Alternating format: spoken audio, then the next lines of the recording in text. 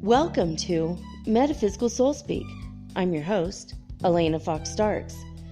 Hey guys, I hope you're doing really well in this moment in time, and that whenever and wherever you happen to be, as we are hurtling through space on planet Earth,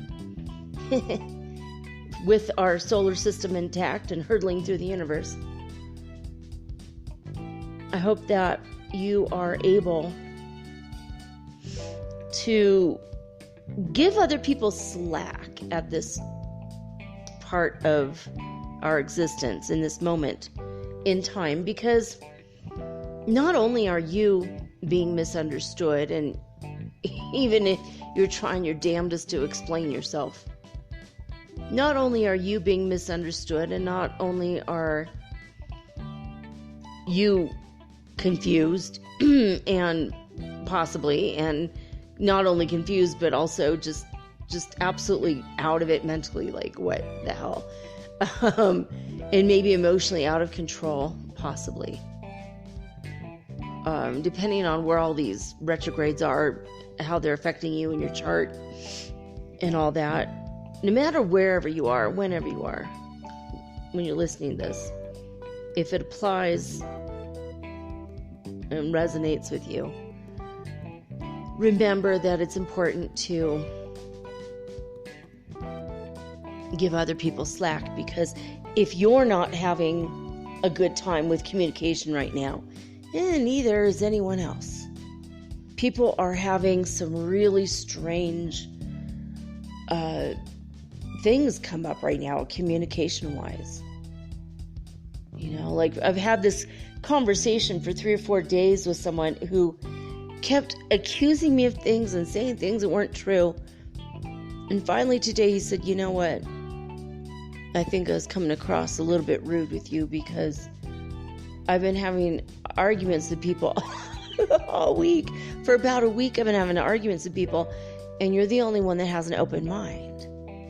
You actually really want to learn about the things I'm talking about, that you're not just telling me I'm wrong out of blind faith. And like, he accused me of like following some dude because he said something and because he's white, and then he told me I was in a cult, and then he just, it was like all this stuff. And today, even in the morning, he had said something that was not at all true. And I kept saying, look, you know, you keep talking about somebody that I'm talking about, you know, that I talked about like, you know, days ago, and you keep talking to me about him like you know what he's all about, when you don't really, because I could tell from what you're saying you don't know anything about him. And I know inside information about this guy. You know, he was mad because in his teachings it says his name is Master Doreel. Well, he didn't call himself that. His students named him that in his teachings after he died. You know? I know the woman who revamped and revitalized every last lesson in his teachings. That's Grandma Marion. And if you're just new listening, if you're new to my show, go back and listen on the Saturdays to the Grandma Marion stories. Seriously, if you've always wanted curly hair, these stories will curl your hair or your toes, or I don't know what it, anyway, they'll curl something. Your eyelashes, I don't know. Some of them will just curl the tips of your mind. They're just literally mind-blowing, mind-boggling stories.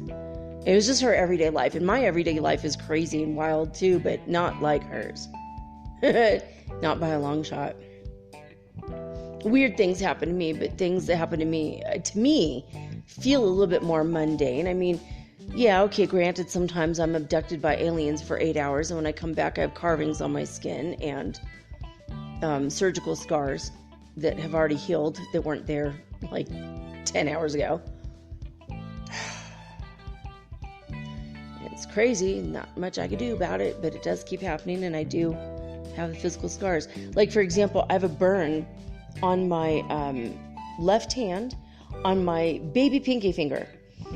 At the base of my baby pinky finger, I have a burn, and it looks like an oil burn or a scald of some sort, and I have no idea where the hell it came from. I don't cook much. I do a little bit, but my son cooks more.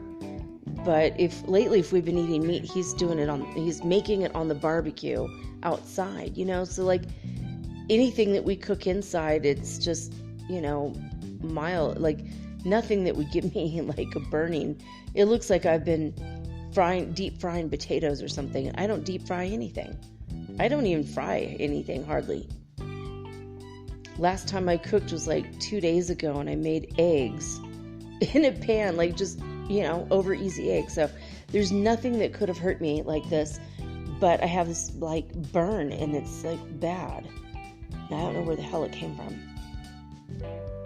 So those kind of things just occur, to me. But I mean, things that happen to Mary, and I'm serious, But she told me the stories about Del Real. So this guy was accusing me of all stuff. So today he apologized. He realized, oh man, maybe I've been really harsh with you. I've been really too hard on you. He's like, know your history. What's wrong with you? And you're just not even believing history and facts. And I'm like, I've asked you 4 times what the facts are, because I honestly don't know the history of Egypt. I mean, I don't know. I mean, if you grew up in the United States like I did, I don't know what your training was in history. But when I was in grade school, they talked about Mesoamerica and North America and South America in these terms. There was an Incan Empire, there was a Mayan Empire, there was an Aztec Empire, and then we had to learn names like Ponce de Leon and Amerigo Vespucci. And we had literally had to learn the names of all the conquerors, the conquistadors, and very little about the people they frickin' conquered, which is horrible, right? And then when I got to high school, I mean, I swear to God, we just learned about American history. And I remember Crispus Attucks was the first black man that was shot in the north half of the United States during the, I think, the Civil War. And it was very sad because he was a very well loved and liked person. And I've never forgotten that name, Crispus Attucks. I thought that was such a strange name. And I just always had so much love for him for some reason. I saw like a cartoon drawing of him that was like in the Loyalist or the Federalist was the name of the newspaper back then. And in my history book, I remember that was like very much stands out in my mind. And then after that, the only thing that really stands out in my mind is that we had to go over and over and over and over and over and over World War II. Like, what the hell? Is that the only thing that ever effing happened in the world? It wasn't until I was an adult that I started learning about world history that was so much more fascinating to me. Not just about the one frickin' war, but hello, Mahabharata, that was kind of a bigger war. That was a freaking nuclear war. Sent everyone back down to the Stone Age. That one maybe is a little bit more exciting and interesting to learn about, maybe. Especially if you read the book and Arjuna is just on the brink of this war and he's upset about it and he's having these spiritual doubts. It's like a pretty interesting book. But I mean, it's just like my history lessons were in the world was just really not much. What I had to learn was not very much. And then when I got to college, I had to take 1 semester of history in order to pass, with my minor degree. And then as for my major, for my bachelor's, I didn't need to take anything. history-wise. I only had to take it for my undergrad degree, my AA degree in liberal arts. And I had to take history, so of course I chose Native American history. Because again, we weren't taught anything real in high school. It was just like, let's hear about the Revolutionary War, the Civil War, and then not much else. We didn't learn about the colonization of America, how it started, how I had to teach this to my children, because I homeschooled them. And when I was teaching my youngest about this, I was like, well, damn, I don't remember this at all. I would remember this because these guys were dumbasses.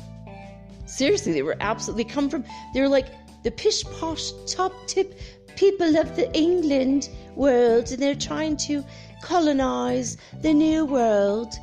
And they come over with freaking, I don't know, fingernail clippers and books. And they've never done a day of work in their life. They almost starved to death. If it wasn't for the natives, their white asses would have been absolutely dead that first winter. They were dying. They were just like, they didn't know what to do. They didn't know how to plant vegetables. They didn't have any seeds. They didn't have any tools to plant anything. They didn't even have tools to build houses. But by golly, they had their books to read. And their foppish, I don't know, wigs or whatever the hell. I remember thinking, why the hell did I learn about this? I would have been like, I would have known about I would have been making fun of these fools my whole life if I had known about it. I remember teaching my son this, like, this is hilarious. I'm happy to learn about this. My son actually learned about Greek history, and, through K12.com, if you have kids or know people who have kids they want to homeschool, K12.com is awesome. They give you a computer, they give you books, everything's online, but they do send some books. And my kids, they hated it because it was school, but they learned a lot from it. I learned more from that than from the school I went to. So I was asking this guy about history. Please tell me about the history of Egypt, because I didn't learn this in school. My bachelor's degree is in psychology.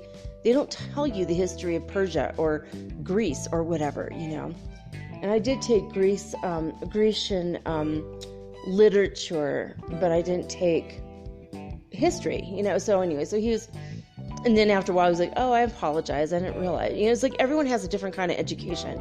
This is why I'm asking you about this specific thing, I mean, he was saying that black people built everything in Egypt, and I'm like, then how come there's no black people in Egypt now? Because I know I sound like freaking ignorant over here, but I've met hundreds of Egyptians in my life. I used to go to an Egyptian mosque, and some people have darker skin, but it's not like most people are kind of pale like me, so I'm wondering what the hell happened. I literally don't know who conquered there, what happened there. And then he had to tell me, okay, the Persians and then the Greeks, and all right, okay, fine. I didn't know this, and I want to know what happened, because at first he was telling me, well, they built the pyramids and then they started the Yoruba tribe. I'm like, but that's in Nigeria. So they spent like, I don't know, 1,000 years building a pyramid, and then they just moved to Nigeria. Why? Made literally no sense to me. And he was just like, no, and then he's like, well, no, and the people conquered, then people got mixed race, and then that's why, I'm like, okay, well, that makes sense to me now. Thank you. I didn't even know this. I didn't check his facts. I don't know, maybe it's not true, but, I'm inclined to believe him because he wanted to know. He's a black man. He wanted to know about black history. I'm like, well, I do too. Because it has been suppressed. I mean, when I was in school, it was all about the white people's history. I didn't even learn about the Native history until I got to college. And then I learned from a Native American woman who lived on the reservation, the Schumann Reservation in California. And she had to drive down from San Ynez, an hour and a half or something every single day to go to work to teach us. I took Native American history, Native American art from her. God bless her, Tina Foss. Wonderful teacher. I love her. She's, as far as I know, she's still there teaching. She's a wonderful lady. And I learned a lot from her. If you want to know about Native American history, the actual history, not the white man's version, Dee Brown's book is excellent. Anything by Dee Brown, actually. She's a historian, and she did a very, very, very good job. in uncovering it and unraveling the history. And she even has like pictures of articles and books and things that were written back then, that where you can like go and further read and look up stuff. But bury my heart at Wounded Knee. Keep a box of Kleenex next to your. I mean, it's very sad.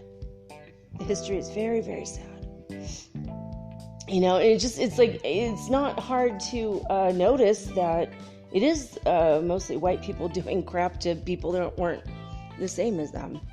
Over and over and over again, from the Vikings on down, and maybe before that. It's been really pretty annoying when you look at that. I don't know why that is, but people always hate the people that live south of them, except for the Canadians. I don't think they hate us. They ought to, because we're always making fun of them. But by us, I mean, people in the U.S., at least my friends, people are always making fun of the Canadians. And I don't know why, because the Canadian people are so sweet.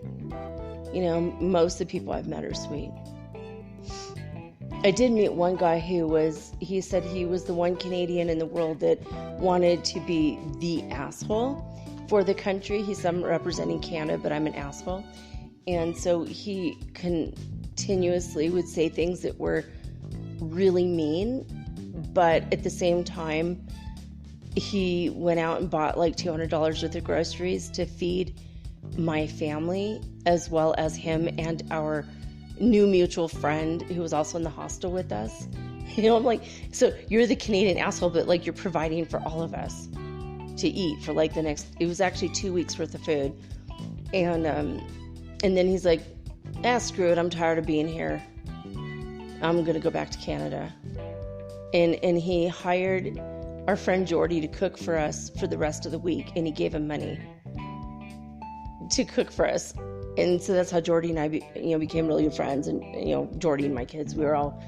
So when we went to Lima, of course, we hung out with him once in a while, and he was just our Peruvian contact, I suppose, when we got there. And it was cool to see him. He's an architect in Lima. But so it's just weird, though, the way that all the information and all the stuff has been jumbled up, and this week has been really hard to communicate with people. And it's been really hard for them to understand us. But the thing is, we have to remember that they are also going through the same thing.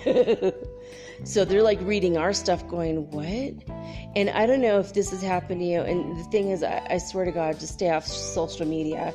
I'm going to try to put another post on my Instagram tonight. I might wait and do it tomorrow. But, it's been really hard because every message, like I will do the swiping thing on the keyboard, and then like I'll get ready to send it and I'll have to go back and read it, and if I wrote 20 words, I have to correct 17 words, and it's so freaking irritating. So I'll correct all the words, I correct them all, and I read it again, it's fine. I send it, and then someone likes it, and then I go back and reread it, and 3 of the words are completely nonsensical still. How the hell did I not see it when I corrected it? It's that kind of shit that's over and over. It keeps happening. But yeah, it's just, we have to understand that everybody's going through this stuff. Everybody. And you might get offended easily at things. I did get a little bit upset at something. Like a few people are putting out these posts about sex slavery and child trafficking and the child prostitution rings and the child rape rings and all this crap, right? And then they're saying, how can you be so complacent and do nothing about it? And I got really mad today. I'm like, look, we all care about this issue. I don't think I've met anybody who could give a crap less about it. In fact, everyone is highly concerned about it, but what the hell do we do about it? Do we buy a gun? Do we find their address and go start shooting all the politicians involved? Would that solve the problem? Is that what we need to do? Because I don't think that marching in the streets, seriously, they're going to be just closing their curtain, drinking their champagne, and laughing at us. They're the elite. They don't give a crap. They get caught and nobody does anything because the cops are in on it. Not always, but there are some instances where the corruption knows no bounds. I mean, case in point, CPS in California and Michigan got caught running child sex trafficking rings. They're supposed to be there to protect children, but they don't. The cops are there to protect people, but they don't. The system is broken completely to the core. It is rotten to the core. I mean, we need to strip this bitch down to the studs and rebuild it back up. I don't know how. But we need to do it. You know, in the Catholic Church is another one of those jokes, you know, like the pedophile thing. And then they're just protecting those assholes. Don't protect them, send them to the fucking wolves, you know. And by the wolves, I mean, you know, the guys in the yard that will get them. Because they knew what they were doing. They were hurting kids over and over and over and over again. You know, I'm still proud of my anti-Cardinal Mahoney moment when I was about 8 years old. I still love that. I think I mentioned it like a week ago, but I mean, it's something that it's been on my mind a little bit over the past few weeks. Just when my aunt was a Carmelite nun and the bishop, she wanted me to meet the bishop. Oh, was it the bishop? Or maybe it was a Cardinal Mahoney, but it was before whatever the rank or whatever rung before you're a cardinal. I think he was a bishop and then a cardinal. I think that's how it works. Maybe I'm wrong. Maybe it's the opposite, or maybe he was not. He was above the priesthood. He was like one rank above or something. Anyway, he was this fat, ugly dick bag, and I just wearing this pompous, weird ass. You know, for me, for being an 8-year-old, I'm looking at this guy like, why is he wearing this dress that's like super ornate? Like, I mean, I'm sitting there going, what's wrong with this guy? There's something, like, the way he's dressed is weird, and his hat is freaking weird, and he's like fat and unhealthy looking, and all these people are bowing down to him, and I'm like, there's nothing redeeming. There's no quality that I see that would make anybody. Why are you trying to worship this dude, right? It really irritated me. And my aunt says, and she kissed his ring. All these people kissed his ring. It was cold and flu season, and they kissed his ring. And I'm like, ugh. I mean, I'm a Virgo child, right? No way in hell. And she says, kiss his ring. And I'm like, no, thank you. I don't know where the hell that ring has been. I looked him right in the eyes, and he just looked really irritated with me. And about a month later, I told my aunt, I love you, but I'm not going to be Catholic anymore. And I left the church at the age of 8 after telling all the children that they could easily eliminate the middleman. They don't need to go to Holy Confession. They can tell their sins directly to God, who absolutely hears them. You know, God hears you no matter who the hell you are. You don't have to be a priest. Like, what puts them above us? Come on. Like, I've always been an egalitarian. Everybody's freaking equal. It made me really angry. You know, kiss his ring. Fuck that shit. It's like he had, like, hair growing out of his fat knuckles. They were furry, fat knuckles. And the ring was like, it was like the hair would, like, tickle people's faces when they kissed it. Like, ew. Ew. I mean, 10 Commandments much? Thou shalt not have any other gods before me. I am the Lord your God. I mean, if you're at all religious, if you at all give a crap about the 10 Commandments, that seem to make pretty good sense. You could reduce it down to, what, 2 or 3 commandments for real, but I mean, I think Moses was high as hell when he came up with that one. I mean, he saw a burning bush that spoke to him. Tell me he wasn't eating some kind of mushroom. Mount Sinai, I'm sure a lot of mushrooms grow there. And weren't they worshiping cows and shit? Like, I mean, of course they were. The cows, that's how you create the mushrooms, right? Think about it. No. Okay, don't think about it too hard. But yeah, everyone is going through all this communication stuff, and today I felt extremely tired, really tired. I woke up after 6 hours, and I was not refreshed, and I felt like I needed to sleep more, like 2 more hours. But I got up and I brushed my teeth, and I, splashed a little water on my face like I do every time I wake up, even if it's 3 a.m. And I came in and I laid down in bed, and it was cold. And my son was in his room, and he got up to go downstairs, and he's like, "It's so cold down here." And I think he went back up to his room. And I'm like, you know what? I'm not getting out of bed.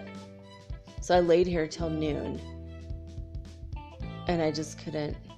Maybe around 11 o'clock, I got up and finally brushed my teeth again, splashed water on my face again, did my routine, made my bed, got dressed.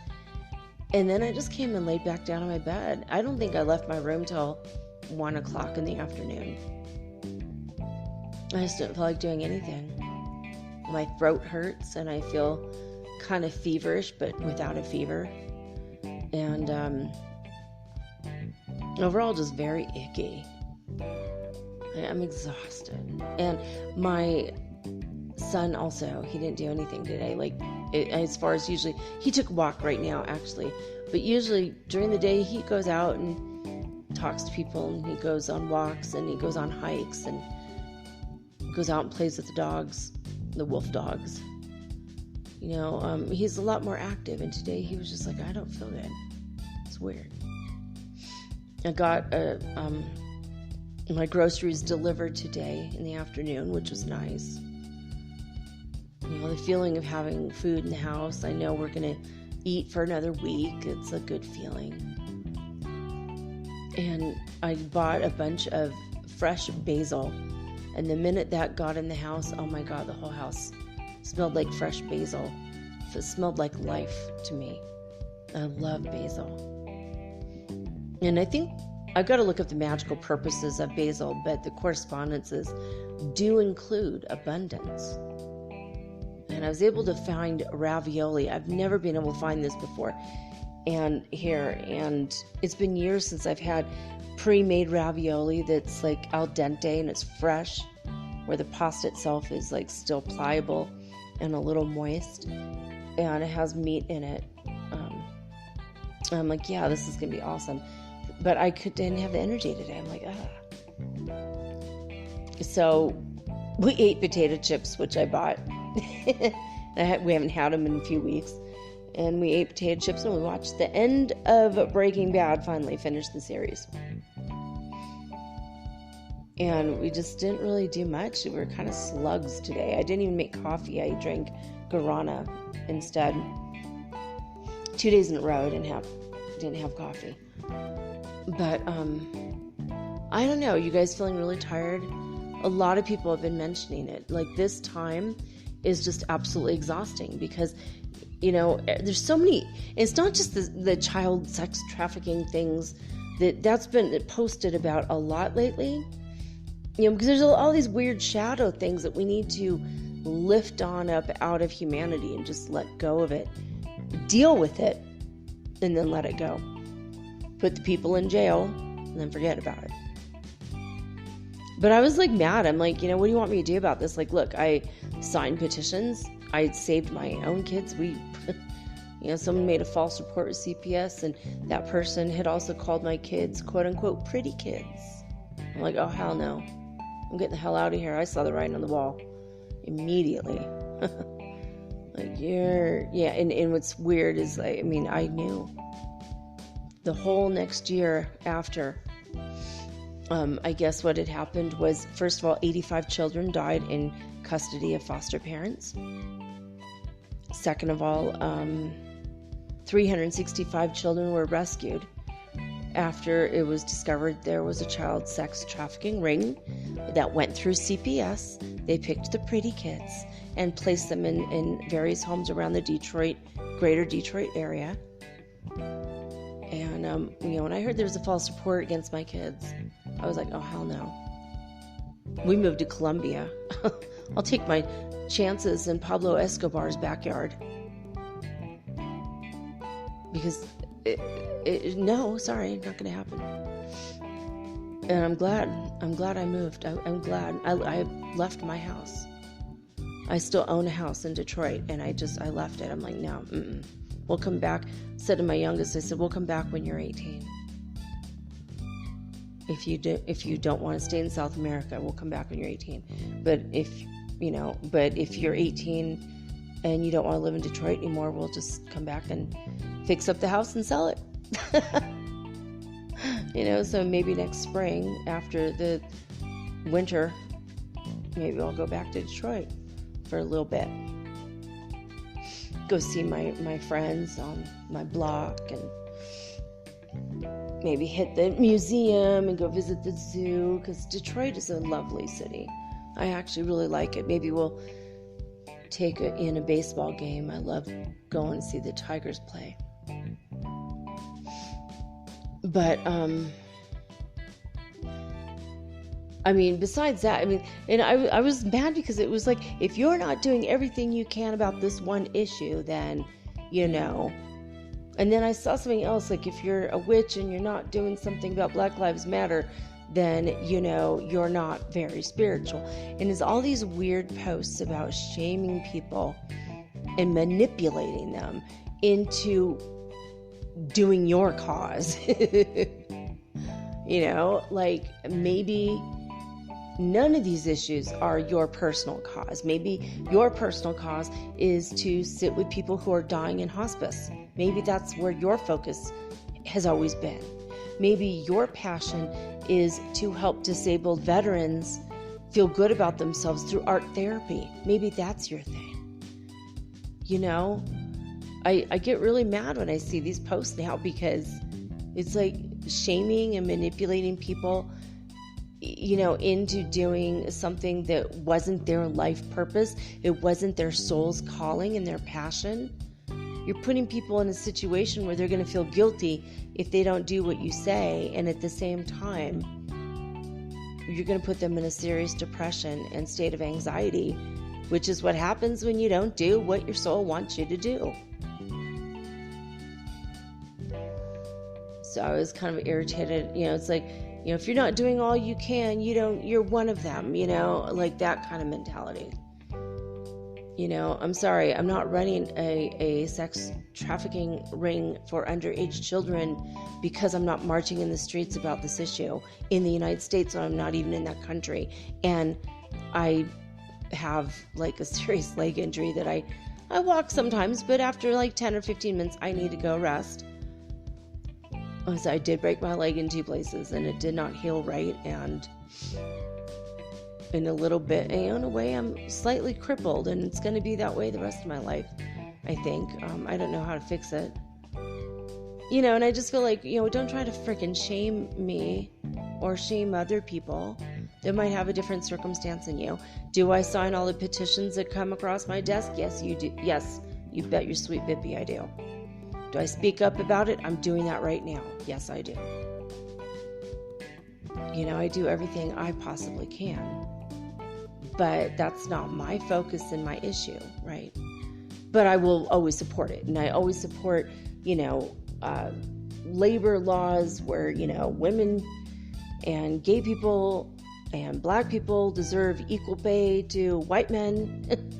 Every time I sign those petitions and pass them along and the whole 9 yards. I've always been politically active my whole life. But there's been a lot of weird posts like that. If you're not a part of this one thing, then,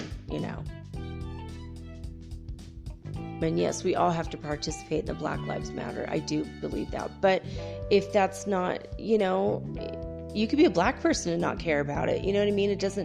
That might not be what your soul wishes you to do, So I want to tell you guys, just be gentle with yourselves and don't let people manipulate and bully you into doing their cause.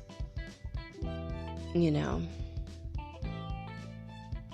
And there's a lot of weird stuff like that. It's like this really strange miscommunicational thing that just, it doesn't sit right with me. It just doesn't. We have a lot of crap going on. A lot of crap going on in the world right now. There is a global pandemic going on right now. You're telling me to go out and march in the streets for your cause, but maybe your cause will end up killing me and my family. Maybe I'll breathe the wrong air in 1 second. That might just have sealed the fate for my whole family line. You know, don't let people bully you into this crap. You know, and all these posts about wearing masks, and, you know, some people should continue to wear masks, or if you wear a mask and you're with your, you know, if you're in a car, then don't bother being my friend, you know. Like, I've seen a lot of weird bullying about the mask issue, which is insane. You know, I don't feel like it's healthy to wear a mask, you know, for 8 hours. But if you're going to run to the store, wear a damn mask. It's not very long. It's an hour, 2 hours tops. And then you come home, take off the mask and wash it. Be safe for yourself and your family, and, you know, live to fight another day. What'd they say on Three's Company? Do you remember Jack the Giant Killer? That's such a funny episode. And Jack didn't stand up to a bully, and he felt really stupid. And his roommates, you know, Janet, she's trying to cheer him up. She says, "Oh, don't worry about it. You know what they say. He who runs away lives to run another day."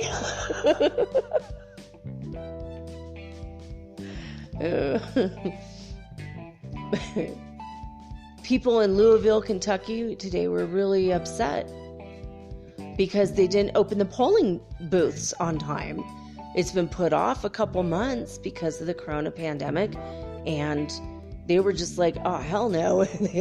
And the building is like all glass all the way around, and nothing happened. I mean, no one broke the glass, but people were pounding on it, and they were just like shouting, "Open the doors, open the doors, open the doors," over and over again. They're angry. They want to vote. They want to vote the jackasses out of office. Yeah. So primaries, you know, vote against Trump, I suppose. But, yeah, I don't know. I hope that my reading last night, I hope that, you know, that was a timeline we were on yesterday when I did the reading. I mean, who knows? We might hop a timeline and Trump might win again. We might hop a timeline and he, you know, is still not going to win. We don't know. I hope that at least that information was real. You know, even though it's hilarious to make fun of him, but it's like super dangerous for the world. So it's a good thing that we have the opportunity this year to get him out. He'll be out of the White House by January. As Joe Biden says, even if the military has to drag him out by excessive force, kicking and screaming, it's going to happen. We're not going to allow a dictator to run the United States. So that's good. I mean, that was something, right? The military leaders have already committed to that as a possibility. The CIA, in the meantime, trying to recruit people. Go to Trevor Noah, go to The Daily Show. They did their own CIA commercial because it talks about all the negative stuff that the CIA has done in the world, such as importing cocaine into the center of black neighborhoods so that they can arrest black people for doing what they gave them to do. You know, it's ridiculous. It reminds me of the time when I think they were giving light up shoes in Los Angeles It was popular to have light up shoes in Los Angeles for a while, and I think that the police might have given them away as a goodwill gesture, but what the reason why is they gave them to gang members so that when they're running, they would be able to find them easier because their shoes would light up. There was another thing about, the cell phone giveaway, giving away free cell phones. Obama did that too. He gave away free cell phones to anyone who was poor, and they're easily traced. It's just so annoying. Even if you're never ever going to commit a crime, and most people aren't, and most people don't, but how annoying is that they would do that so that they could tap the phones, listen in, trace the person. To reduce crime, they gave poor people, the most vulnerable people, free phones to then spy on them further and violate their civil rights. And I don't want to get into political stuff too much, even though I've been like 20 minutes on politics already, but there's so much going on in the world right now, guys. So I want you to watch what's going on with the communication. Just be aware. This is not a good time to communicate right now. Put it off another week or 2 or 4. That is the number one message for today. And then the second thing is, don't even deal with the bullies on Facebook or Twitter or in your day-to-day life. If you don't feel like, marching for Black Lives Matter because you're feeling a little bit under the weather and you're afraid of the global pandemic that is still going on, don't worry. If you have an extra $20, you could donate. If you don't have that, you can talk about it online. Keep it going. Breonna Taylor is no longer trending, and the cops that killed her are still free. I believe they lost their jobs. They do need to lose their freedom for what they did to her. And so, you can do other things. You could sign petitions. dailycoast.com, they always have petitions that you can sign. care2.com, I think. Or is it? No, it's care2.org. They always have petitions for all kinds of stuff. For, animal rights violations and, all kinds of stuff. Like, if you pick the issue that is your cause, women's rights, workers' rights, eliminating child brides, stuff like that, but Care2, there's things that you can do. If you feel helpless in this world, you can go do these things online, if you don't feel comfortable leaving the house, and if you do feel comfortable leaving the house, you're like, oh, hell no, I'm going to go outside. It's going to be so exciting. I haven't been outside in weeks. Just be careful, because a lot of the places in the U.S. are actually heating up again with more and more and more cases because of the protesting. So be careful. Even if you're in Australia or Europe, there's been a lot of protests there too. Just be careful. Be careful, guys. No matter where you are. Just be careful.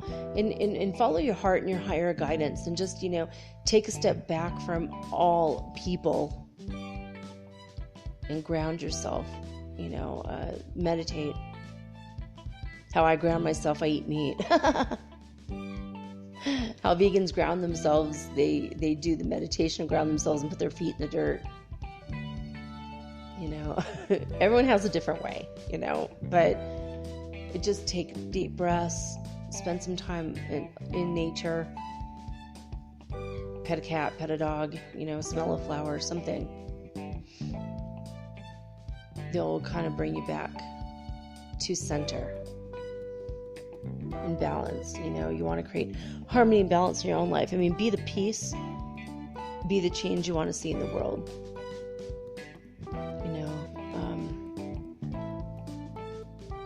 It is true. It's stupid because I hear that, but then I also think, well, I'm not running a child sex trafficking ring. Is that the change I want to see in the world? Like, you know what I mean? I'm not sitting around being racist every day. So far as I know, I'm not a Karen. Which is a sexist word. So yeah, I was just sexist right now. Sorry about that. But I don't know. I just feel like,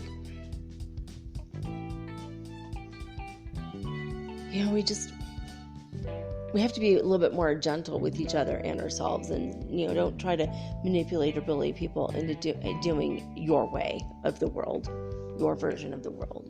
People are going to do what they want anyway, and the last thing we all need to do is feel guilty, because guilt has no place in bringing peace and love into the world. So everything with moderation, everything in balance. Is it time to stand up for Black rights? Yes, it is. Absolutely. But don't do it to the extent that you're not having any time for yourself.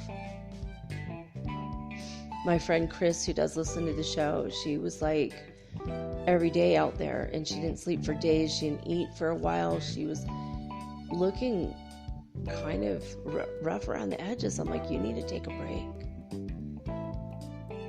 Sleep today, you could go back and fight tomorrow. I mean, I've been doing things for Black rights for, I don't know, my whole life, I would have loved to have caught George Washington's head on fire, though, in Seattle. I don't know if you guys saw that. If you didn't see it, go see it. Oh my God. Go see Trevor Noah's take on it. He was like, they're now taking down the founding fathers, man, because they own slaves. I mean, it just, I don't know about you guys, but this massive revolution is happening. And it looks a little messy and chaotic, but we're going towards a golden age of humanity. We will have 1,000 years of peace. We will live in harmony with each other. The striped people and the polka dotted people, we're all going to live together in harmony. And I actually have a feeling that also the people that arrive in spaceships, with or without tentacles, there have been a lot of really, really bizarre clips of people driving, and there's like a freaking, what looks like a undulating tentacled octopus or squid in the sky. I don't know if this is a crazy form of CGI. People are like putting these crazy looking videos together to hoax people, or if it's real. If it's real, it's a little bit terrifying. But I mean, if they meant us harm, they would have already killed us, right? I mean, if they're smart enough to get here, it's not like they're crocodiles. A crocodile won't attack you. It'll just watch you every day, watch your routine, and it will plot and plan and think about it. Like, they will attack you, but they'll take their sweet time. And after like the 3rd or 4th or 5th day, or maybe a week, then they will attack you. But they won't attack you right away. They'll threaten you though if they feel threatened, but I think they will, but I don't know. I am grateful for that, because my daughter was almost well, actually not almost. Actually, she growled at a crocodile, and the crocodile backed off when we were walking in a seafaring big-ass crocodile. But I disturbed it because I didn't see her at all. She was hidden in the water, and I was walking along this little footbridge, and I slipped off the footbridge, and I landed on her babies, and I didn't fall, but I was wearing flip-flops, and all the baby crocodiles ran across my foot. I didn't realize then it was Mommy Wata, who had called me there, and she's the goddess of crocodiles and mermaids and dolphins and snakes, especially the seafaring snakes, the cute little coral, or like sea, or I'll call them the coral sea. Sea crates. They're so cute. Not coral snakes. They were not coral snakes. They're different. Sea saltwater ocean snakes. Did that just terrify the hell out of you? You didn't know about that? Oh my God. First time I heard that, I was like, well, I'm never going to go in the ocean again as long as I live. Oh my God, holy fuck. I thought that was like the one place I'd be free from snakes. But I found out that they're only in really warm waters like South America. So if you're in California, you'll probably be fine. But their mouths are so little that unless they can get a hold of your baby toe, they would never be able to bite you anyway. But they're very poisonous. So stay away from them if you see them. But they're very shy and they'll swim away from you. They're adorable. They're like striped. They're like white. They're like white and black or blue and black. Or they're really cute. Anyway, oh gosh, we've gone over a little much, so let me get right to it. Oh, I think I need my glasses today. That's the other thing. With the exhaustion has come absolute extreme blurry vision. Completely blurry vision. So, all right. The heartmath.org, I'm just going to mention right now, has not updated any information at all. So it's been kind of crazy. The Schumann Resonance for disclosurenews.it is 44, which is interesting. That number's been coming up a lot for people lately. So I've heard from a couple people said that. And here's another one. 33 is another number, right? Well, the solar wind speed, according to spaceweather.com, solar wind speed right now is 33. Actually 336.3, so 3363. 336.3 kilometers per second. We are now on 8 days without a sunspot. And there's more cool pictures. Jupiter and Saturn are visible to the naked eye in some places of the world right now. And they are... the sky is weirdly brown in Puerto Rico because of the Saharan dust. There's dust from the Sahara Desert above Puerto Rico, making it very, very brownish. It's an odd picture, but I don't even know. It says Lajas Aerostat. I don't know what that means, but it looks like a UFO in this picture. But I think it's probably something else. But Jupiter and Saturn are in alignment with each other, and they're visible to the naked eye. So you could go check this out, this picture from Puerto Rico. But Oulu neutron counts coming out of Finland are zero change since yesterday, 9.8% of the space age average. Yeah, this is crazy. The Saharan dust has been overrunning Puerto Rico. They've really had a lot of crap go on. A lot of weird-ass karma in Puerto Rico recently. In recent years, in the past 4 years. They have really been through the ringer. Let's send a lot of love and light to the Puerto Ricans. I am blown away. I didn't even know this was happening. So there is another solar wind that has been flowing from the minor coronal hole, and it will be reaching Earth on June 27th. Now remember, earlier in the week, the 26th and 27th is when they expect other solar wind. So we're going to get a double whammy on the 27th and also on the 26th. Be aware of that. Let's see, where were we? On June 24th, the network reported 12 fireballs, and they were all sporadic, meaning they were not part of a normal meteor shower. So we had 12 fireballs. This is reported by NASA's all-sky cameras and the all-sky fireball network. Trying to see if there's anything else. There are noctilucent clouds over London, like I mentioned yesterday. They're still going on. More intense noctilucent clouds are on the way, so we will have a lot more beautiful pictures. If you live in London, go out and try to get pictures of them. I think that'd be interesting. They're just the bright, glowing clouds after the sun goes down, and the sky is lit up like it's day because of these clouds that are glowing. And this is all over the world. People are starting to see them. So take pictures, guys. And when I have my site up and running again, hopefully soon, in the next couple months, I want to have a couple like sky watching pages. One for clouds during the day and one for phenomena at night. And if I get enough UFO ones, I'm going to definitely have to put a UFO page up. Alright, so let's see here. I'm going to check how many minutes do I have left. 4 minutes remaining. That's plenty of time to read the lesson, right? Okay. Of course, my tablet's freezing up. All right.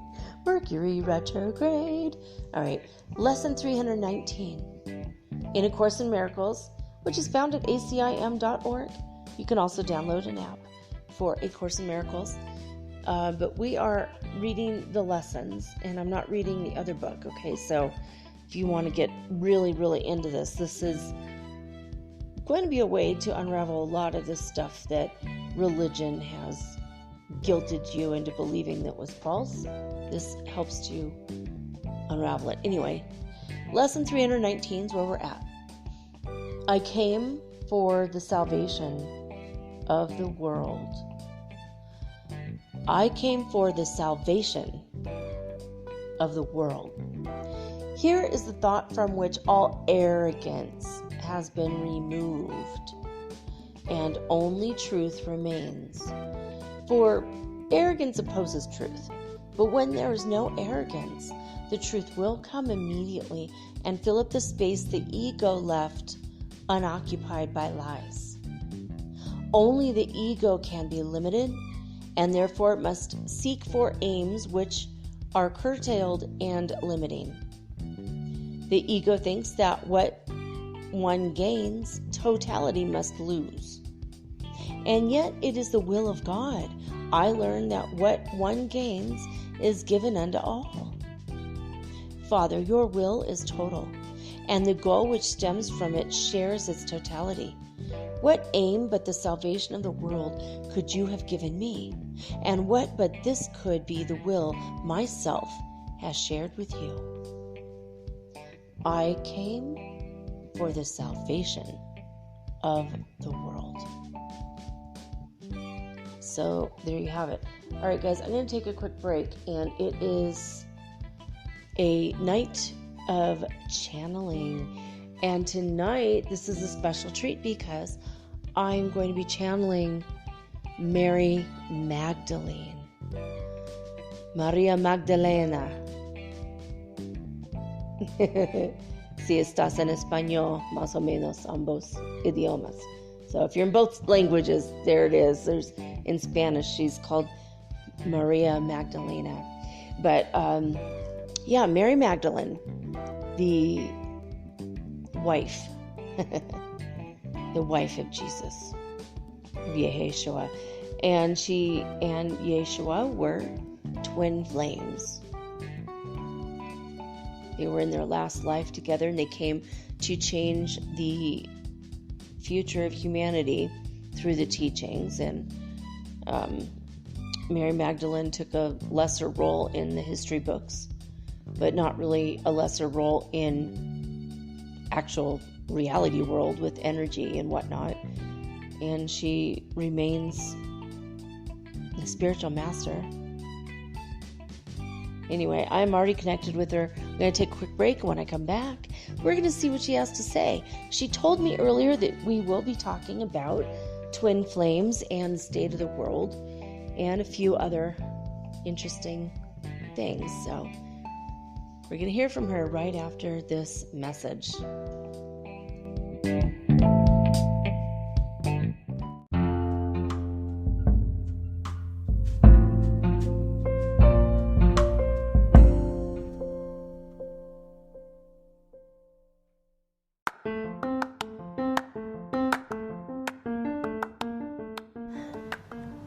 If you haven't heard about Anchor, it's high time you did. It is the absolute easiest way to make a podcast. First of all, it's absolutely free. Second of all, they have creation tools that allow you to record and edit your podcast right from your phone or your computer. You guys have known that I've been doing this for 8 months using the Anchor.fm app right on my cell phone, and I have done it everywhere, right? I have recorded this in my living room, my bedroom, little cafes in Quito, Ecuador, all over Cuenca. It's so absolutely easy to make your podcast, and editing is just a snap. Anchor also will distribute your podcast for you, and it took me about 2.5 months to become syndicated, and now I'm available on Spotify, Apple Podcast, and many more, and so can you. You can make money from your podcast also, and there's no minimum requirement. You get paid from your very first listener. It is everything that you need to make a podcast all in one place. So please, if you are interested in making a podcast of your very own, do not hesitate to start with Anchor. Download the free Anchor app or go to anchor.fm to get started today.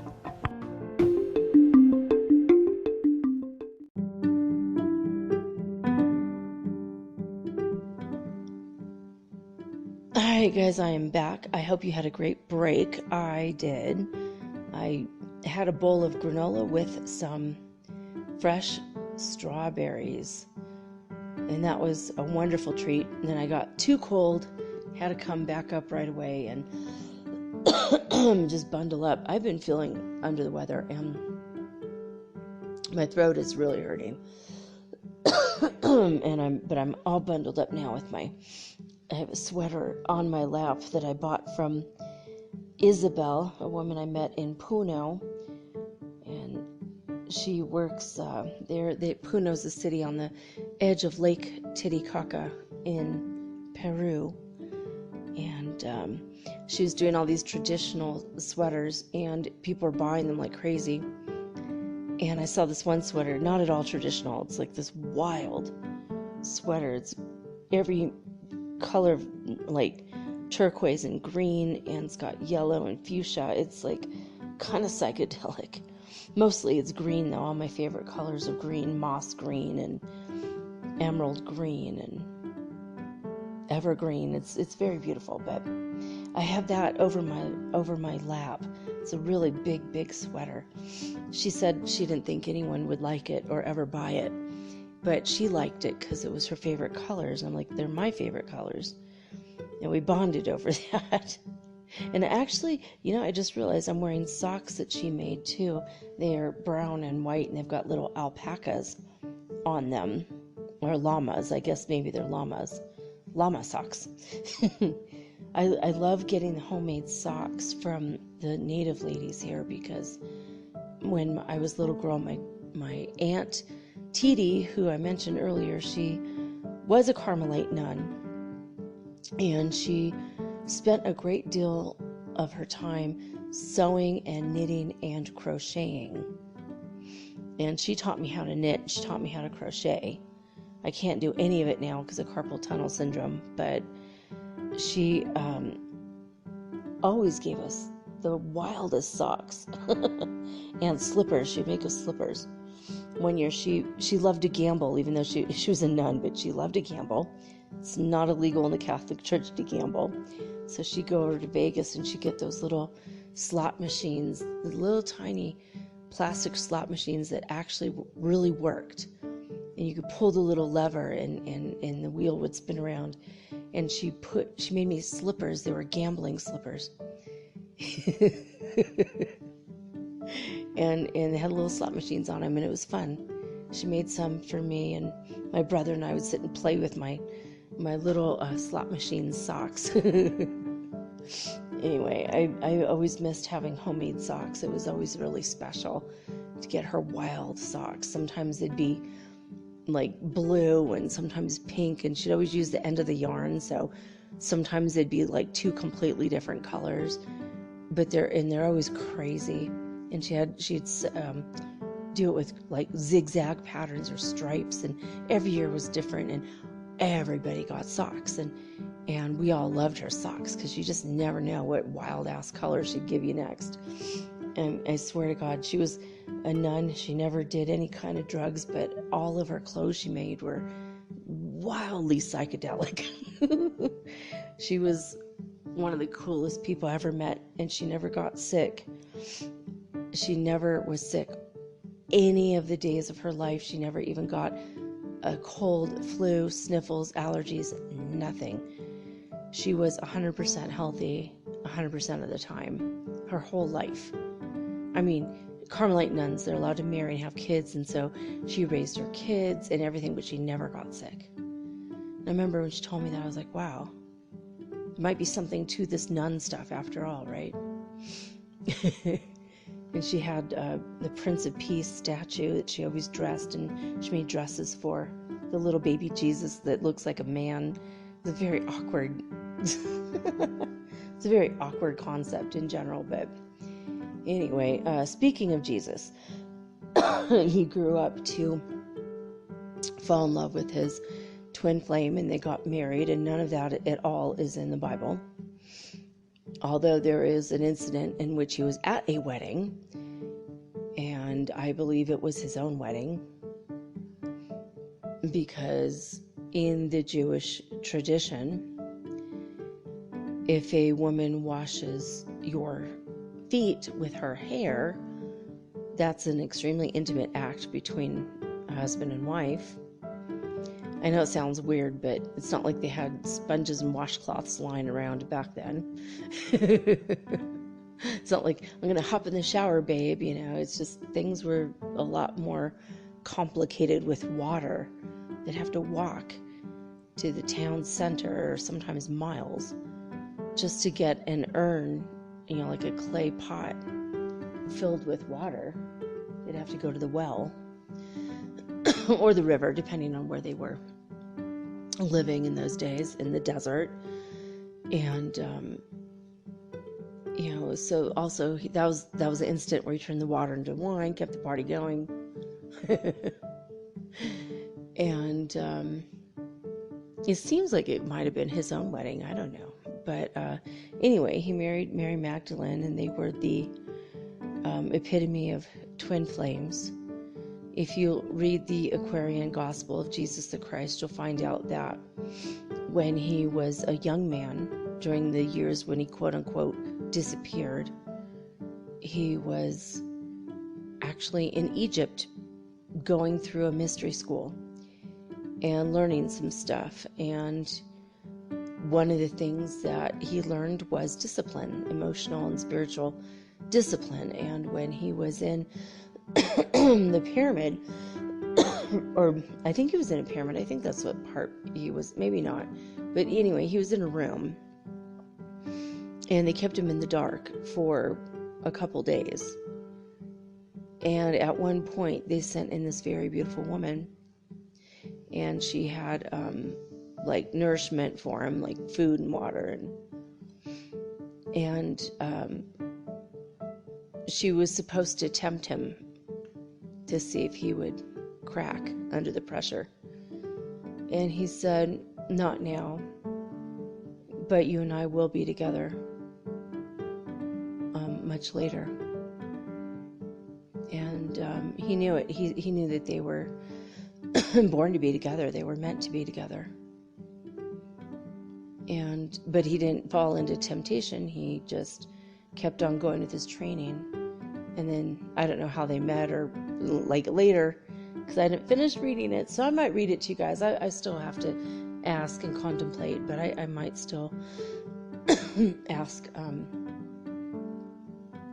You know, I might still read it for you. I have to ask my higher guidance and see if the greater majority of you would appreciate that or not. You know, let me know if you do want to hear more of the stories from it, because it's pretty incredible. His life was a lot more remarkable than what they wrote down in the books,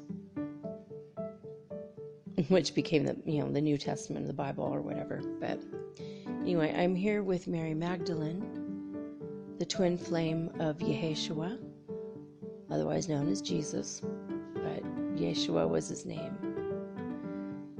And she's here. She has a very calming and beautiful, energetic presence. So I am an indirect channel. She will not be taking over my body, but rather I will relay to you what she says to me in pretty much close to real time. Immediately when she says a word, I say it to you. If she sends any light codes, it will come through my voice, or it might just come through the recording, with or without me. She might be able to send the codes through the device so that when you listen to it at any time, it will actually help you, downloads, upgrades, light codes, whatever, in whatever way you need it. So anyway, here we go. Without further ado,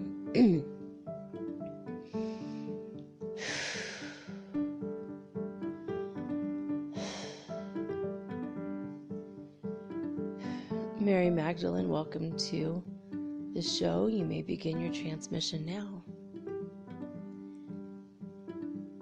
She says, welcome to all of you, and thank you to me. So she says, hello there and greetings. It is I, Mary Magdalene. Many of you don't have a very high opinion of me because you have believed the horrible words that were written about me, that I was a lowly prostitute rescued by Yeshua, and that I was lucky enough to be allowed to follow the men around all over the desert. I'm here to tell you that that would not have ever been the case. No one would have listened to a group of holy men who had a prostitute traveling around with them. It doesn't make any sense to me, coming from that context. And some of you still believed that about me, that I was a Jezebel or prostitute or a woman of ill repute, and that I was rescued by a man and therefore had to follow the man around and cater to not only him but all the other men in his troop. So this obviously is a misogynistic view and a sexist view, and not at all the light in which I'm thrilled to be portrayed. I was Yeshua's love. I was the love of his life. He was the love of my lifetimes. We vibrated at the same rate. Now, he was the one that performed miracles. I did not perform miracles, but I did have the benefit of living with a greater understanding of high spirituality beyond what the men had that followed Yeshua. They were jealous of me at times, but I kept my patience with them. In time, they all became as brothers to me. I considered them secretly in my mind my little brothers. And little brothers sometimes are unruly, so this is how I was able to live with their scoffing at me at times. They carried with them quite a bit of a sexist attitude, and it was hard to travel with these men at times. Even though I had a great love for them, and I felt like I was there to guide and help and teach them as much as my counterpart.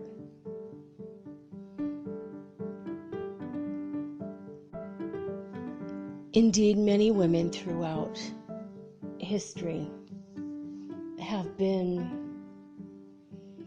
in reality, in a very high position to be a light bringer, a way shower, to be a good and pure and innocent soul that would lead men to the light, as well as other women. And history has not been kind to us. History has not been kind to women in general. So,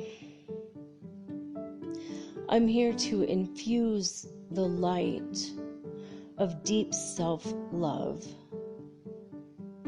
into all the women listening to my message tonight, and of course in the future. I want you to love yourself.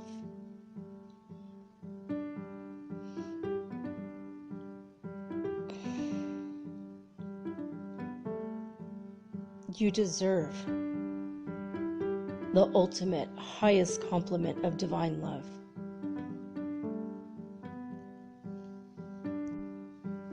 The love of self is right up there with the love of God and God's love for you.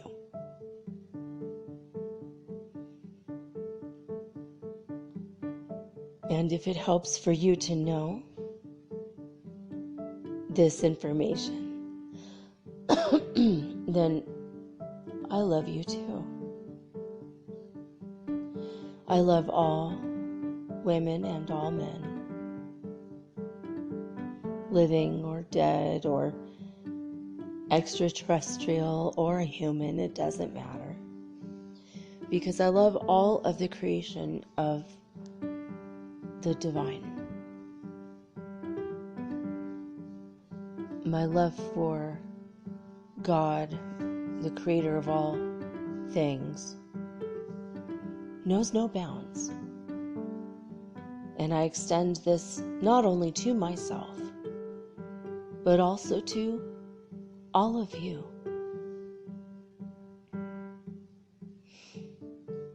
I love you. I love you. Feel the energy in my words. Take it in and reflect it back to yourself. And say, I love myself. I love me. Look at yourself in a mirror or reflection in a pond and say, I love you. And say this to yourself. This is a time in which it is important to feel the all-knowing love, the effervescence of the divine love that surrounds every atom and every little vibration of your existence. The almighty love of God is in every speck of dust. It is in every hair on your head. It is in every cell of your body. The love of God permeates all things. Now that you have ventured into the fifth dimensional realm, you shall know the love of God more readily. You have to receive it. You have to allow it. You have to permit this energy of the love of God to permeate every part of your body and your mental body, your spiritual body, and your emotional body. We in heaven are always rooting for you. We are always on your side. We love you so much. We're always here as guidance, and many of you forget that we're here. You will look around for an angel number before you will ask directly for help. And we find this sad as well as frustrating because we are here for you. We wish to create a space with you with which to know the divine within, and know the divine without, and to understand that the divine works and acts and comes through every living being and every interaction you have in your world. We wish for you to understand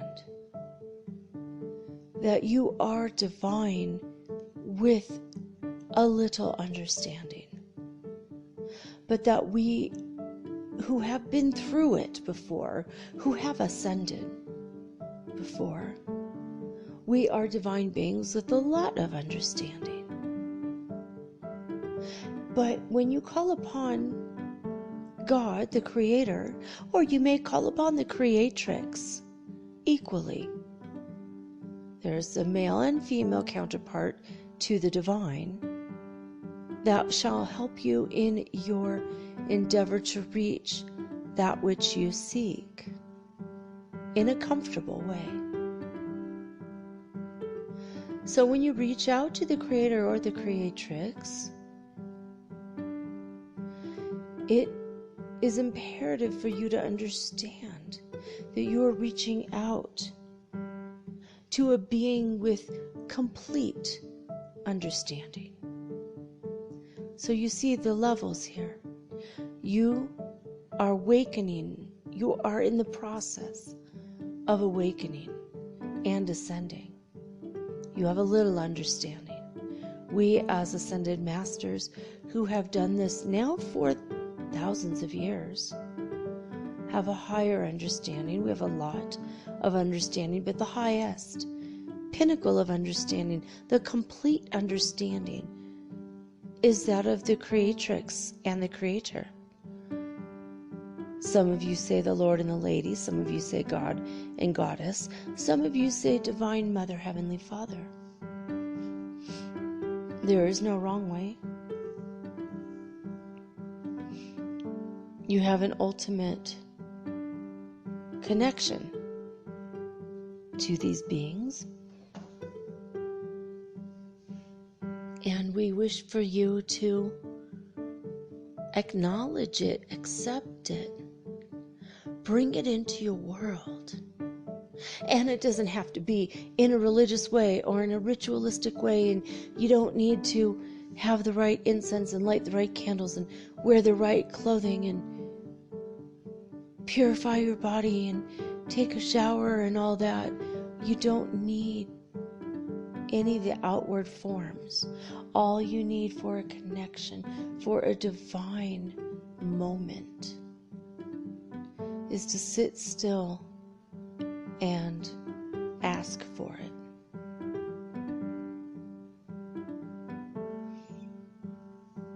It's always available for you.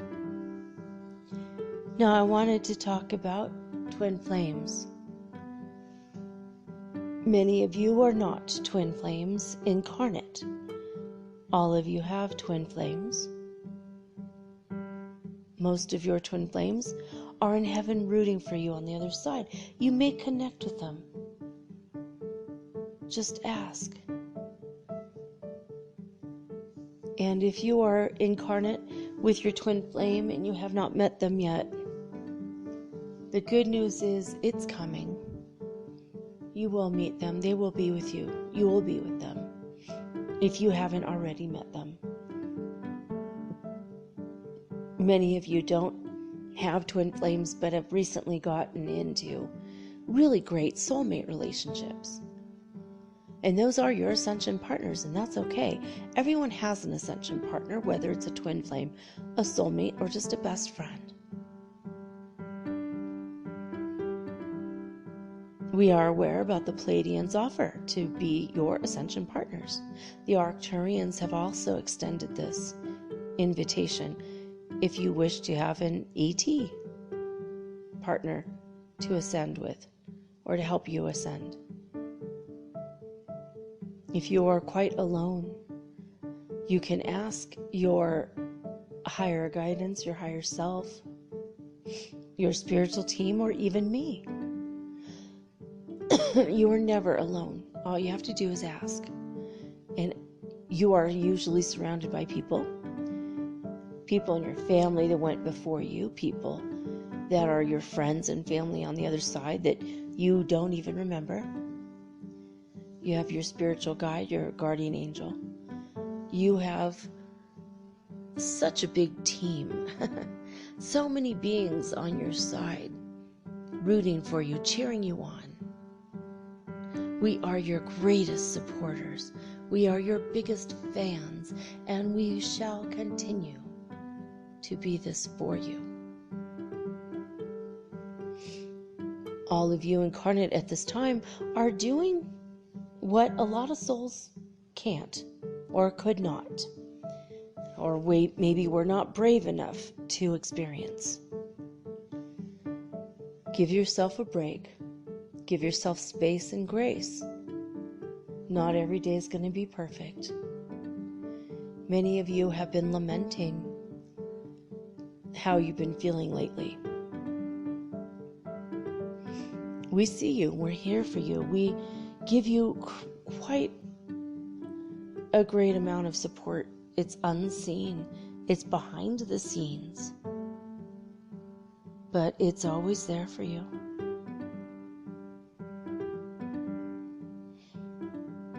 The twin flame love is a love unlike any others. When you enter into this sacred and divine union, it is an incredible amount of energy that is immediately released in your first interaction, in your first kiss. The first time your eyes look into each other's eyes. The first time your fingertips touch your beloved's fingertips. A great deal of energy is released. It's almost as if in the ethereal realms, it's almost as big as a physical nuclear explosion, but in a positive way. And it just radiates the most delightful colors. From a higher dimensional perspective, looking down on your planet, what we see when twin flames join and their union has first taken place, we can see the radiating energy like the colors of holly in India when they spray the powders at each other, and it goes up into the atmosphere, and the whole atmosphere is filled with color and the joy of that moment. We'll take the energy and idea of holly and apply it to this, and imagine our surprise every time is so different. And that when the twin flames first kiss, we will see like a massive, radiant, beautiful, glowing energy. And it's many, many colors. Every couple is different. Some couples will emanate the most glorious emerald green, turquoise, white, and pale yellow. Other people will emanate a bright fuchsia and purple and a deep indigo. Other couples will radiate red, yellow, and orange like the sunset. Some couples radiate a very pale pink and a very pale turquoise blue or a baby blue. Every couple is different. The radiant energy from them, the energy signatures are unique. But they create a big pillar of light in those colors. And the world gets its energy of love, acceptance, harmony, balance, and happiness to a great extent from the twin flames that have come into union. Now, it's not even readily or always apparent to those couples that they are creating such power and such joy and such beauty in the world. A lot of times they're not even aware of this. They're drawn to each other because of their love, their unfailing, undivided love for one another. And once they are both ready and they're willing and they're capable of handling this incredible love, this incredible relationship that in many ways feels very intimate but yet is not of individual selfish needs, but for the greater good, in the greater, grander scheme of things. It's as if they have created a beacon of light, and this light goes and feeds the masses, and it feeds them with knowledge and energy and information and love, joy, beauty, peace, harmony, all the good words. It fills them with greater and greater amounts of hope.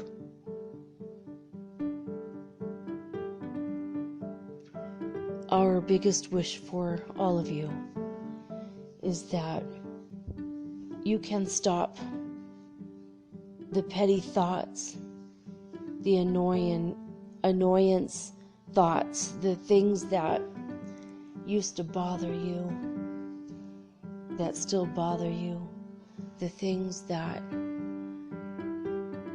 don't make you feel complete and whole inside of yourself, the things that drag down your energy, the things that nip at you, they poke at you, they prod at you, they try to get a piece of you, all those things that steal your mind. Someone says a comment or wears clothing you don't like, or they do something you don't like, and then that just bothers you and nips away at you all day long. How many of you are guilty of getting into bed and telling your wife or your husband or your boyfriend or girlfriend? How many of you, at the end of the day, instead of reveling in the joy and the beauty of being together again, you catch yourself saying, I can't believe the nerve of so-and-so. Can you believe she said this? Can you believe he did that? And you get into airing of the petty grievances. We're pointing this out because it's something that, even though you feel you're positive in your life, it's something that many of you are guilty of still. There's a time and place for discussing what's on your mind, what's upsetting you, but we would like to respectfully let you know that in the evening when you're together, there is an energy of calm, an energy of tranquility at the hour of dusk. It's an energy of winding down. It's a part of the rhythm and the pattern of your earth. And when you go against the grain of that, it causes other problems. It causes rifts in your communication and in your ability to sleep. It can affect your diet and lead to things like anxiety and depression and a whole host of other mental health issues as well as physical issues. Please take into consideration the way that the world operates. It's a pretty good system so far. The birds sing at the appointed hours, they sleep at the appointed hours, and they feed their young ones pretty much like clockwork at the appointed hours. The rain falls and the sun comes out again. And even though it seems random, there's a pattern and a rhythm to it. If you pay attention to the patterns of nature and you start to go with the flow of nature, you will start to see your life opening up and changing in ways that you never could have anticipated.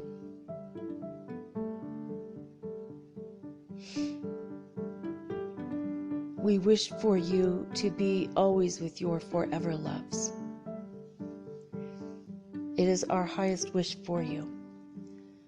But we wish you to also understand that the greatest and highest love and your one true forever love is the love of God for you and should be your love for God. We also want to remind you that one of the highest loves there is the love of yourself, loving yourself, loving others as yourself comes after that. Loving everyone on the planet, then loving your friends, loving your family, and finally, if you're in a relationship with another person, loving them. Practice unconditional love if you haven't already.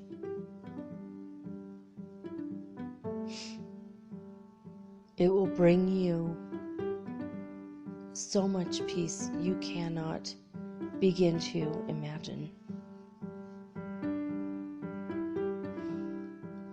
Unconditional love is the ultimate freedom, the ultimate joy.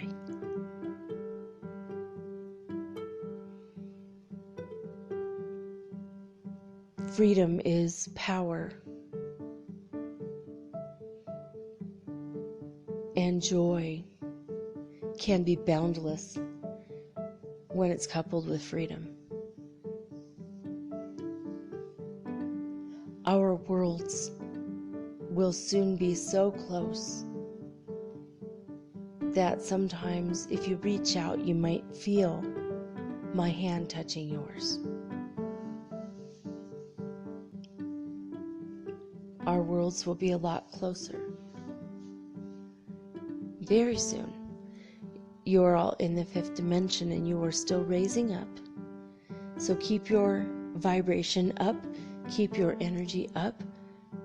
Do what you must with the social, political movements of your time. Do what you must to feel that you've had a part and really participated in those issues and events that mean a lot to you.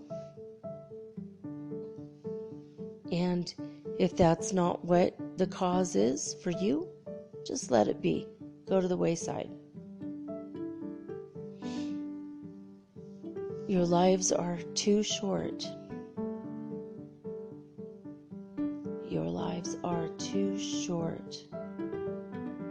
to spend on petty things. Your lives are too short to put yourself in a constant state of annoyance and incredulousness and anger.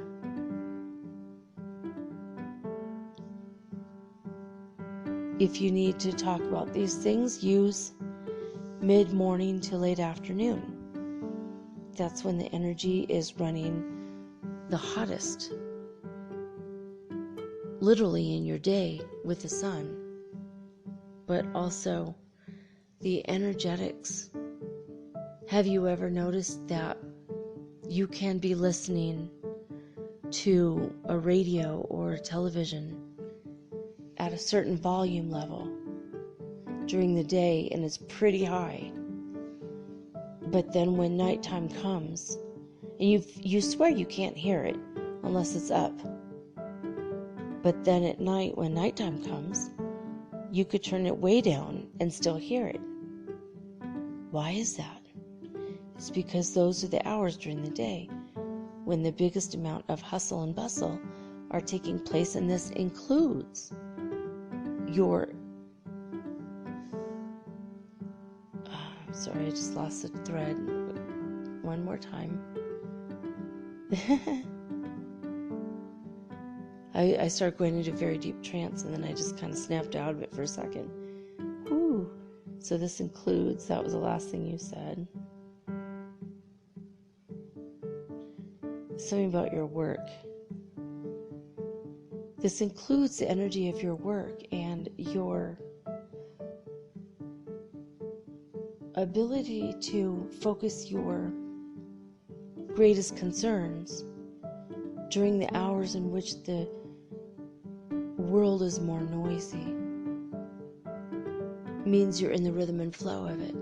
It's okay to be angry. It's okay to have emotions. You have emotions because it was built into the human experience. So don't ever lament your ego or your emotions.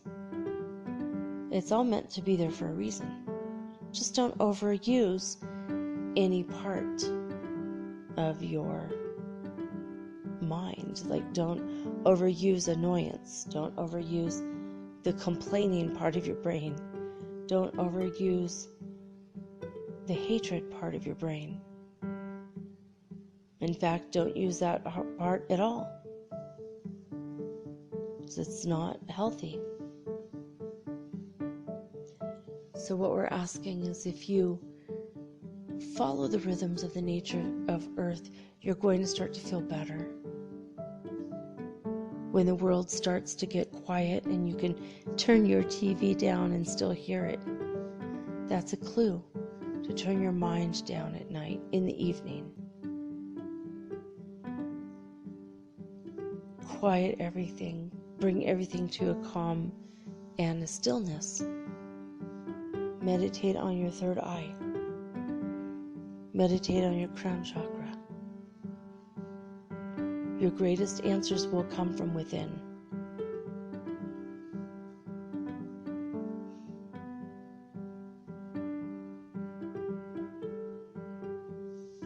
She just wanted to sit in silence here for a minute. I think she sent us some light codes and downloads during that silence. Did you feel it? Oh, I'm starting to feel overwhelmed. Like cosmic radiation style overwhelmed. Wow. Remember that we love each and every one of you, and any of you who believe you're on a twin flame journey and you have not yet met your counterpart, feel free to call upon Yeshua and I, Mary Magdalene, at any time, day or night, with any concerns you have. If you cannot hear us and our answer, you can always ask us to give you a sign. Ask questions and ask for a sign. We will be happy, more than happy to give you a sign, as long as you are more than willing to look for the signs and accept them when they do come. So this is our message for today. my message to you is that you are made from love. Each individual atom in your body came from love, and there's no way that you can possibly stray away from love.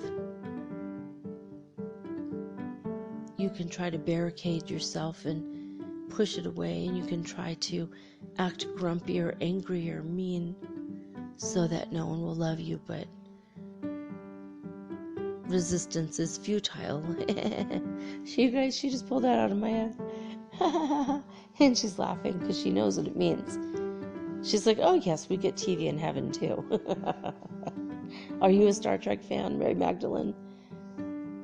She says, yes, very much, because it's such a great concept. Imagine that. Human beings gain along with all the species of the universe. It's a wonderful idea. Many of us in heaven applaud these efforts to tell a story. So there we go, 4444 right there. I just want to point that out.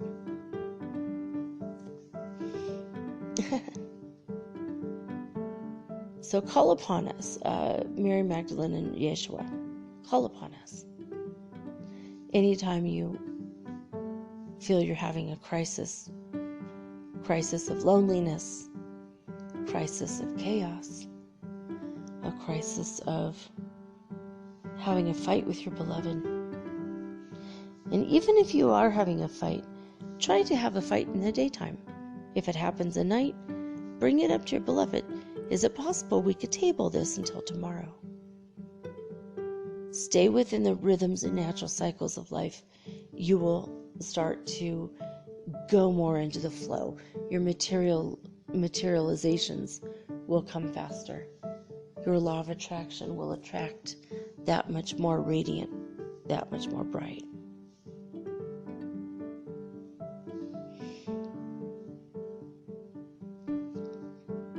We want to remind you that there are animals that create sound at different times, and that is a form of sound healing. Whether you know it or not, there's always sound around you to help if you're out in nature. So if you are, pay attention to the differences in the qualities of the sounds and where it hits you in your aura and your body when you hear certain bird calls or frog sounds or cricket chirps. You might want to start keeping a diary or notebook about these things.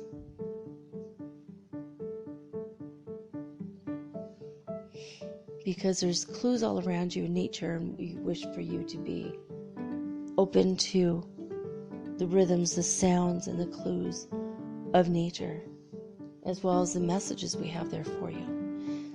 So ask for guidance, spiritual guidance, ask for a sign, and we shall surely send it to you. I love you with all my heart. I am Mary Magdalene, divine counterpart of Brother Yeshua. We love you, we love you, we love you.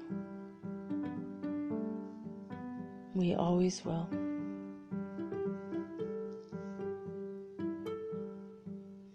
Alright guys, that's the end of the transmission. Wow, that about knocked me out. You could probably tell. I was very relaxed. Mary Magdalene has beautiful energy. She's very feminine and very sweet. I love her energy. Well, there you have it, guys. There's the message for tonight. I love each and every one of you. And, well, first of all, thank you, Mary Magdalene, for being on the show.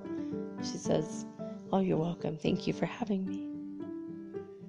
All right. I didn't know if I even did that part or not. Sorry. I'm just, very out of it now. Very relaxed. So, hopefully this cleared up some things for some of you, and is helping in other ways.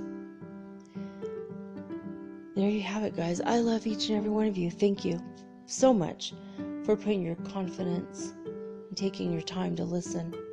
Putting your confidence in me and putting your faith in my words and my abilities. It means a lot to me. So, there you have it. I want to remind you gently, just in about a week now, on the 1st of July, Metaphysical Soul Speak will be part of the People's Choice Podcast Awards. And I need nominations. I need people to go and vote for me, vote for my show. My hat is already in the ring, so if you could get your family and friends to vote for me, yay! Only if they like the show. We want to do this fair and square. But I want to raise awareness for the show, and so starting on July 1st is when the voting will commence. So mark your calendar for the 1st, and I'll teach you, or tell you, where to go, basically, later, starting in July, to vote for the show. See if there's I don't think there's any other announcements.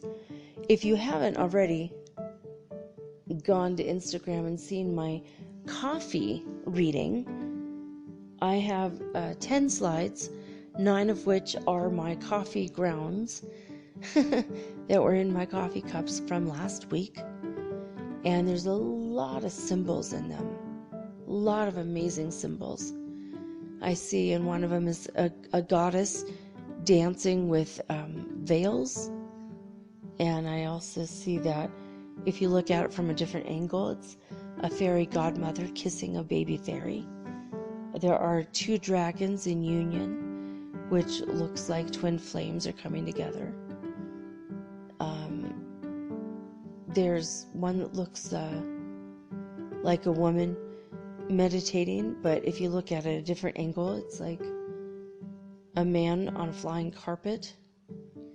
And if you look further, there's a big jinn coming from underneath him, looking up at him. And above him, there's another jinn and a dragon that are starting to formulate above him.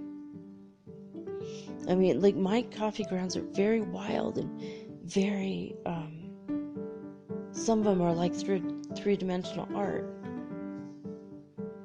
I mean, some of them look like actual paintings.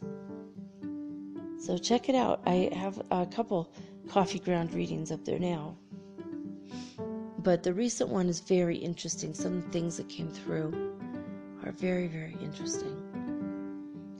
So I shared it with the world. I shared it with you guys. Want to see what you can see. And there is somebody who went through and she put, for every slide, she put a commentary. And some of her commentary agrees with me. And some of it's things I never saw. Like a sheep holding up a melted world. That was crazy. Things like that I didn't even think about. Wow. So have fun with it. It's just kind of a fun-filled activity. If you have a good imagination or you like to stretch your imagination and try to use the right side of your brain. I have that one up. It's pretty cool. So anyway, that's it, guys. I'm tired and I need to sleep. Hopefully warm up. And have a good night's sleep and come back tomorrow fresh for you guys. But anyway, I'll be back. I'll be back tomorrow with all unique and original programming, just like always. But for now, I'm signing off with peace and joy and the high vibes of the holy 5th dimension. Until next time, guys, peace.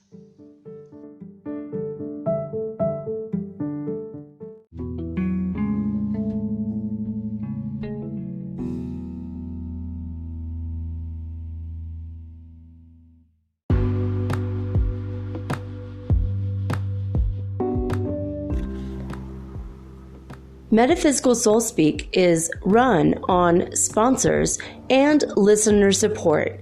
This means listeners like you. If you are so inclined to support my efforts and my little podcast, please visit me at anchor.fm/metaphysical and pledge an amount of your choosing today. Thank you.